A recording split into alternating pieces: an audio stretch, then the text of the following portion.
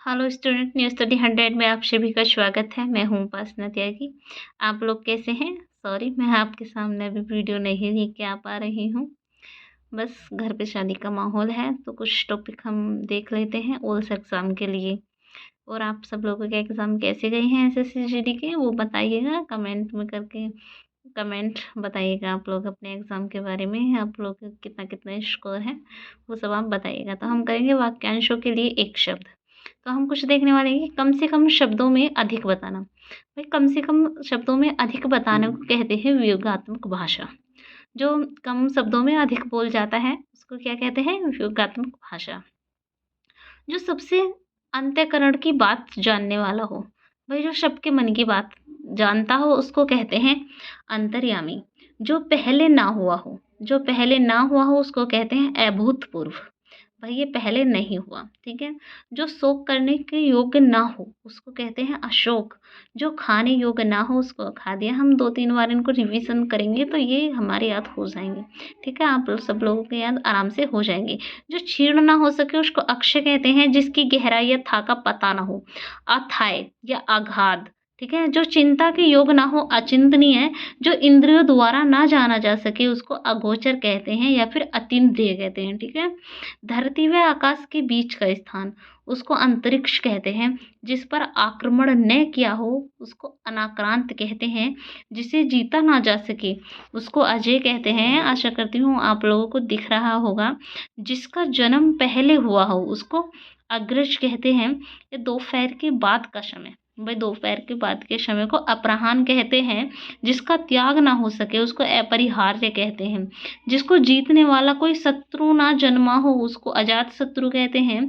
जिसके पास कुछ ना हो, भाई जिसके पास कुछ ना हो उसको अकिंचन कहते हैं, ठीक है। जो परिमाण से सिद्ध ना हो सके उसको अपरिमेय कहते हैं। जो तोला या नापा ना जा सके उसको अपरिमेय कहते हैं। जिसका इलाज ना हो सके उसको असाध्य कहते हैं। किसी कार्य के लिए दी जाने वाली आर्थिक सहायता उसको अनुदान कहते हैं, ठीक है। किसी कार्य के लिए दी जाने वाली आर्थिक सहायता उसको अनुदान कहते हैं। हम कुछ दिन बाद हिंदी साहित्य स्टार्ट करेंगे तो हिंदी साहित्य को हम पूरी तरह से पढ़ने वाले हैं, ठीक है। जिसकी पहले से आशा न की गई हो, भाई जिसकी पहले से आशा न की गई हो उसको अप्रत्याशित कहते हैं। अनुचित खर्च करने वाला, अनुचित खर्च करने वाला उसको अपव्यय कहते हैं। जो फिजूल के खर्चे भी करता है, ठीक है। जो भेदा या तोड़ा ना जा सके उसको अभेदी कहते हैं। अगर आप लोगों को नहीं दिख रहा है तो आप लोग कमेंट कर सकते हैं। जिसका जन्म छोटी जाति या निचली जाति में हुआ हो उसको अतंज कहते हैं। जो अभी अभी उत्पन्न हुआ हो उसको अधप्रसूत कहते हैं। जो कुछ न जानता हो उसको अज्ञ कहते हैं या अज्ञान कहते हैं। जिस स्त्री के पुत्र व पति न हो उसको अवीरा कहते हैं। कम बोलने वाला अल्पभाषी या फिर मितभाषी, ठीक है। अधिक बोलने वाले को वाचाल कहते हैं। जिसके समान दूसरा ना हो उसको अद्वितीय कहते हैं। सूर्य उदय से पूर्व का समय उसको अरुणोदय कहते हैं। जिस पर मुकदमा चल रहा हो, अभियुक्त या फिर अभियोगी, वह हथियार जिसे फेंक कर शत्रु पर वार किया जाता है उसको अस्त्र कहते हैं। और जिसे हाथ में लेकर चलाते हैं उसे शस्त्र कहते हैं।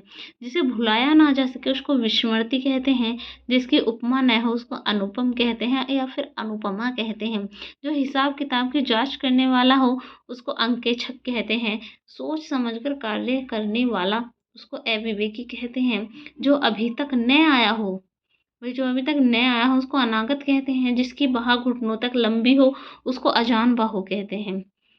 मूल्य घटाने की क्रिया को अमूल्य कहते हैं। गुरु के समीप रहने वाला शिष्य अंत्यवेशी।